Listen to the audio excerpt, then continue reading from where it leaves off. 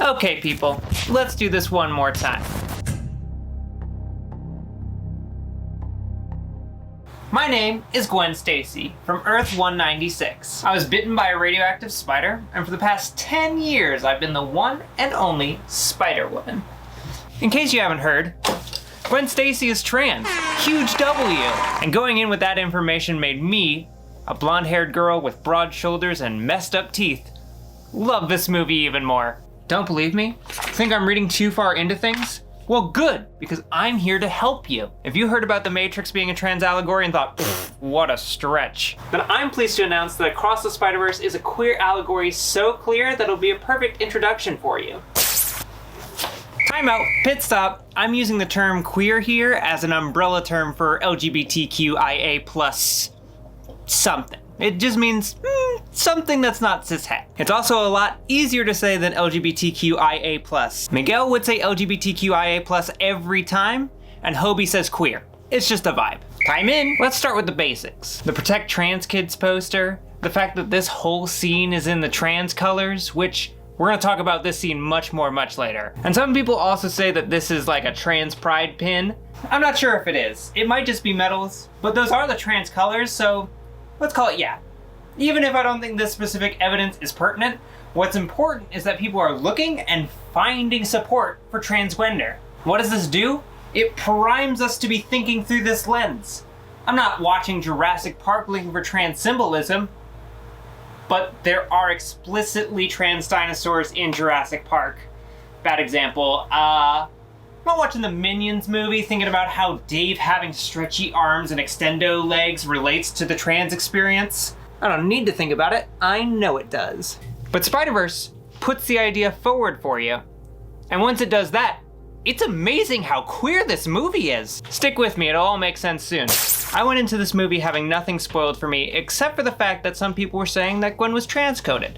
And going into this movie knowing that and being trans is magical because there's never a direct mention of her being trans. Some of you out there might use this to say, well, obviously she's not trans. How can you be trans without directly talking about how you have or had a penis? Well, because 99% of people don't talk about that ever.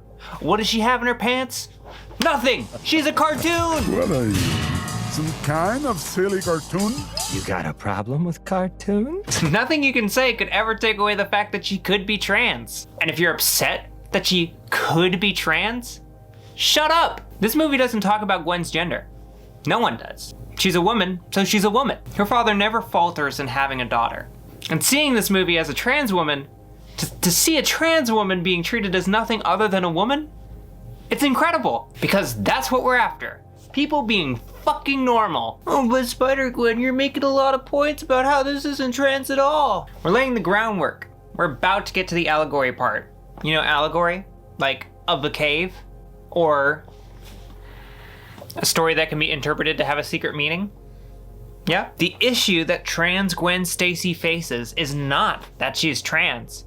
It's that she's Spider-Woman. Okay, people, let's do this one more time. My name is Gwen Stacy, and all my life I've been best friends with Peter Parker. You know Peter Parker, the guy who's usually Spider-Man? Well, in my universe, Peter Parker was like a son to my dad. Until one day, Peter drank an elixir, and he transformed into the lizard. I didn't mean to, but I accidentally killed him. My dad has never forgiven Spider-Woman for that. You can see it, right? I need to spell it out more for you? Okay. There's this classical cliche about how transitioning is like killing your old self, which, just to be clear, it's not like that. But it's a cliche, I'm sure you've heard it before.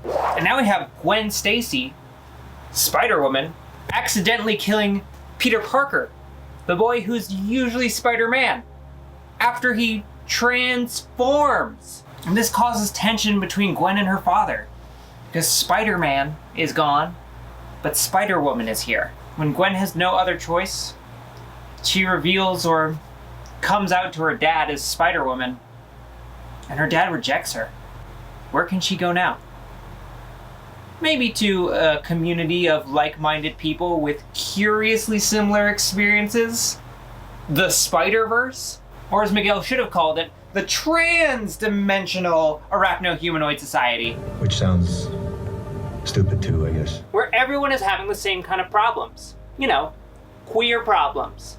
Problems like the ones... Part 2, Miles Morales. Okay, people, let's do this one more time. His name is Miles Morales, and for the past year and a half, he's been Brooklyn's one and only Spider-Man. But there's something that even he can't do. Tell his parents the truth about himself. Miles' main arc in this movie is about coming out to his parents as Spider-Man. The build-up to blow-ups, where he wants so desperately to tell them the truth so that he can be his authentic self with them. But he can't trust them. He doesn't know how to tell them. He doesn't know when to tell them. He doesn't know if he can tell them. What will they think? How will they react? What will change? He doesn't know, and he's afraid to face that. But at least his friend Gwen Stacy is around, and she has gone through the exact same issues. She can relate because she's also queer. I mean, Spider-Man. Hey all. Hey, welcome to like halfway through this video. I think now is as good a time as any to tell you that this movie is a masterpiece. I went to go see it 3 times in 1 week. And honestly, I could probably continue to go see this movie over and over, forever.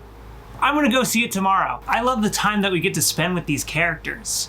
When Gwen and Miles talk to their parents, it's powerful. This scene where they look into upside down New York City is something that's only meant for them, and then we're invited in to see it too. Gah! The humor. Peter B. Parker, where B stands for dad now. I love this movie, what can't I say about it? The antagonists? Where to start? The Spot. Who's the real bad guy here? Body dysmorphia. Spot isn't a body he hates and did not choose. He hates being made fun of, and like Miles says, he just wants to be respected. Like we all do. Miles gets it. But the Spot, Super Spot, non-binary as hell. Have you ever met a non-binary person? They're either Spot or Super Spot. I'm sure they would agree. It's me. I'm the they. And I do agree. Really, Spot just wants a job, and he can't get one. Whoa, hang on, Hobie's calling. Oh, what's that? Capitalism was the bad guy the whole time? Hobie Brown. I think Hobie requires no explanation. Queer. Moving on for now. Miguel and the Cannon. Miguel. Oh, Miguel. Oh, Miguel. Miguel has suffered so much. Peter has suffered so much. So it stands to reason that suffering is a part of what makes someone queer. I mean, Spider-Man. And if Miguel has suffered, you have to suffer too. Miguel is one of those people who says that you need to have gender dysphoria to be trans. You don't. Miles asks, why is suffering so important? Sure, there's gender dysphoria, but there's also gender euphoria. So why don't we, a huge community, come together to support each other to help make being Spider-Man so easy? Miguel doesn't like that. He didn't have that kind of support, so why should anyone get that kind of support? Well, because it's possible now. Being Spider-Man doesn't have to be all about suffering. Miles was helping Spider-Man before Uncle Aaron died in the first movie. He's just a good person. I'm sure all the Spider-Men would still be wonderful superheroes if their Uncle Ben didn't die. Why not just, I want to save everyone because I'm a decent person? Because if you had the power, wouldn't you want to help people? Right? If you had the power, wouldn't you want to help people? Welcome to my twisted mind. It doesn't have to be all about the people that you've lost. It can be about the people that you save and the people you support. And it wasn't always like that, but now it can be. Now we hope it can be. My name is Pavitr Prabhakar. Being Spider-Man is so easy. I love this guy. He's Spider-Man, but without all that trauma nonsense. Pavi's canon event of learning that you can't have it all is disrupted when Miles swings in and saves the day where Pavi couldn't have done it all by himself. So Pavi gets to have his cake and eat it too, because Miles came in with a second cake. And by cake, I mean Spider-Man. And what does that cause? It causes a Spider-Man to have an easier life. Pavi is the new generation of queer kids. The queer kids who have more support, guidance, protection because of people like Miles. People who are older and can offer that support and guidance to help make being queer so easy. When you have a community to support you, you can do so much more. You don't have to worry as much. You can save your girlfriend and her police captain dad. Dimension 42. We don't know too much about this right now, but I'm holding my hand to my head, which means I'm seeing the future. A Tale of Two Miles is going to explore cishet Miles. A Miles who didn't have the support to be his authentic self.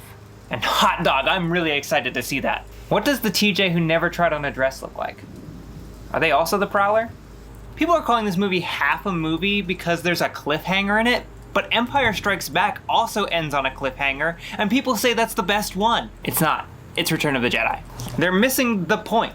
Yes, Spot is unresolved, but like, Dimension 42 is basically the sting that usually gets added after the credits in Marvel movies saying, look, there's more. It's just that this movie had enough respect for us to make it part of the movie, to say, here's how the next one's gonna start. The Dimension 42 stuff is more like the lead-in to the next act of the next movie. It's Act 4, it's not lacking in Act 3. The climax of this movie is Miles standing up to Miguel and saying, I don't care what you think I'm supposed to be, I know who I am. And that's Spider-Man. And then, the culmination of this whole movie is when he gets back home and he finally tells his mom that he's Spider-Man. That's the conclusion of this movie. He does it. He's afraid to tell him at the start, and he's worked up the courage to do it by the end. This movie is about coming out. It's not about the Spot. It's not about Miguel. This is a video about Gwen Stacy. Gwen returns home to confront her dad again. And this is where we see the very trans colors, as Gwen talks about trying to be who her dad wants her to be, even though she can't. We also have intercut Peter B and MJ saying, there's no playbook for how to raise someone like her, someone like you. You just have to make the right adjustments at halftime. Good advice for any parents, but with halftime being coming out as Spider-Man, I mean queer, while Gwen becomes the trans flag, it feels like a message to those who need to hear it in the audience. Those people who have Spider-Man in their lives. Or maybe you're Spider-Man sitting there, seeing Gwen tell her dad, and her dad changing. Quitting the Force, ending the cycle, breaking the canon. Proving that being Spider-Man doesn't require suffering.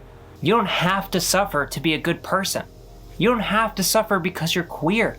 And you can have your cake and eat it too, provided that you bake 2 cakes. You can be Spider-Woman and Gwen and trans.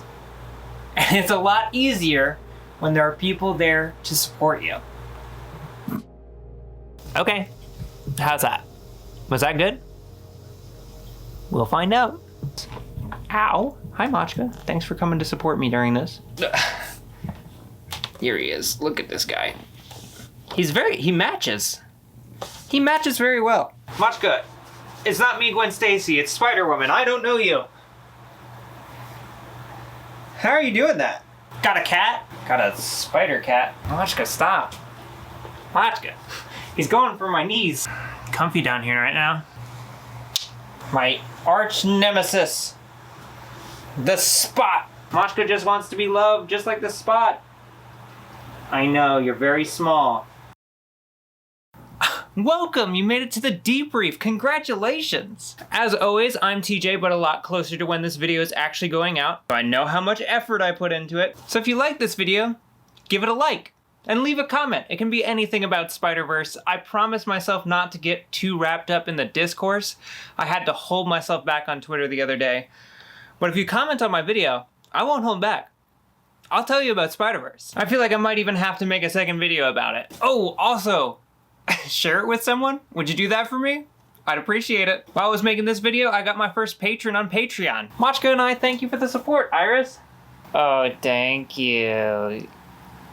Just my nose. There's some deleted scenes there from this video, which I liked, but didn't quite go with the flow of the video. You also get previews of videos as they're being made. And I'm doing a monthly newsletter so you know what's going on in my twisted mind. I think my next video is gonna be about Indiana Jones, but I am about to go see Barbie, so might be about Barbie.